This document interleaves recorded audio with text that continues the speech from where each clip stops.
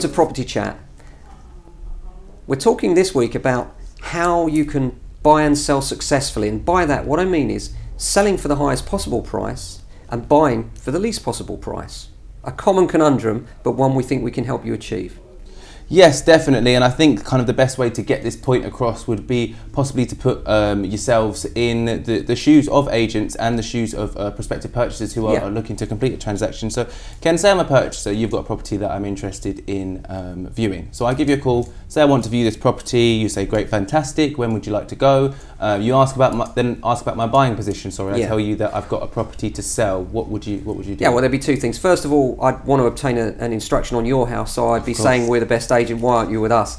Assuming that I couldn't get that instruction, you said no thanks, I'd still like to view the house. I'd be considering my position in terms of other viewings on the house, because we don't want to waste our vendor's time. If our vendor has 10 people that are already in a hot position viewing, then an 11th viewer on the same day might not be ideal for them. We might hang that one off, especially if they can move our client and you can't by definition because you've got a property to sell. That puts you on a B list, I'm afraid, Kit. As you know, we do categorise applicants. It sounds harsh, and we don't mean to, in the sense that we're aware that applicants are people just as vendors, but vendors are the ones that pay our bills and ones that pay us to make sure we get the best buyers through their door. And until you've actually sold your property, you're not one of the best buyers, I'm afraid. It's as simple as that. Now, how you get around that problem is the point, really. And let's just reverse that scenario around and imagine that Kit's now calling me and saying, I want to view that property, my house is under offer.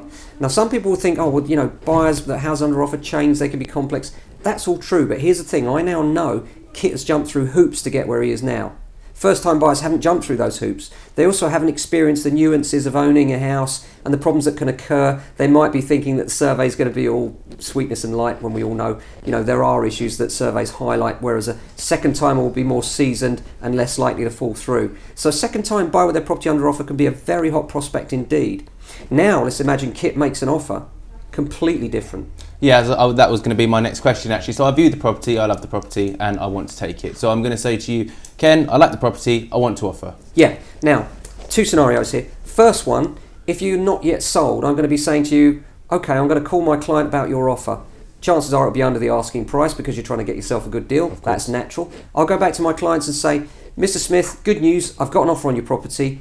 Bad news is they haven't sold theirs yet. So here's the thing. What I suggest we do is say to them, well, look, first of all, it's got to be the asking price because we've got nothing to lose. They can't buy your house right now, because they haven't sold theirs. We have no idea whether or not theirs is realistically priced, how long this whole process might take. So there's nothing to lose. So I'll then go back to you, Kit, and say, well, I'm afraid it's got to be the asking price. Now, if you love that house, what's your response going to be? Asking price, put it in. That's Great. how I would react. Now I'm going to call back my client and say, good news, I've now got the asking price from that same client. But here's the thing, they still can't move you. So even though I've got the asking price from them, I will suggest to you that the house should remain on the market. So now I'm calling back Kit and saying, Kit, fantastic news, your offer's at an acceptable level. But here's the thing, because you haven't sold, we have to leave it on the market until yours is under offer. Sorry, it's harsh, but I'm afraid you can't move our clients until that's happened. And then, so you've come back to me with this information now. Yeah. I'm flustered. I want the property, but at the same time, I'm conflicted because my property's on the market. Do I let it go? I've got a couple of offers that are 50 below my asking price. Exactly. Do I accept them? And then that's now how you're under pressure, and I put you under that pressure intentionally because my client wants to move. Yeah. And you can help him do that. Yeah. Now the thing is, you can only help him by taking an offer on yours. Yeah. Do you see how this is the wrong way round? What's happened here is that Kit has paid the maximum price for the property he's looking at because he's not in a strong negotiating position. But worse than that, he's now under massive pressure to sell his own, which will lead him to take an offer which is less than it might possibly achieve. And this is a common problem we come across with vendors, and something that I believe people may not have kind of information or may not think about the repercussions when you're going to view properties. By all means, when your property's on the market, feel free to make viewings, and we would advise that to find what area you're looking at. Yeah. But in terms of offers and finalising, we would always advise you are in a stronger position once you have an offer on your property. Yeah, and I'd almost go so far as to say, find the area you want to be in, make sure houses are available within your price range. But at that point, if you haven't yet sold, hang on, don't view Yeah. anything else. If you know there are things out there within your range that will suit you, then it's at that point I would say hold off the viewings, because once you've found, and it's not just about the money, is it? Once your heart and soul is in that new house and you've envisaged your family having a barbecue in that garden, it's very hard then to think of anything else but making sure you get there at all costs. And unfortunately those costs can be financial ones and can be considerable. So our advice, number 1, sell first. Number 2, go out there and let the agents know when you've sold, and all of a sudden you're an A-lister, not a B-lister, and you need to be an A-lister in property.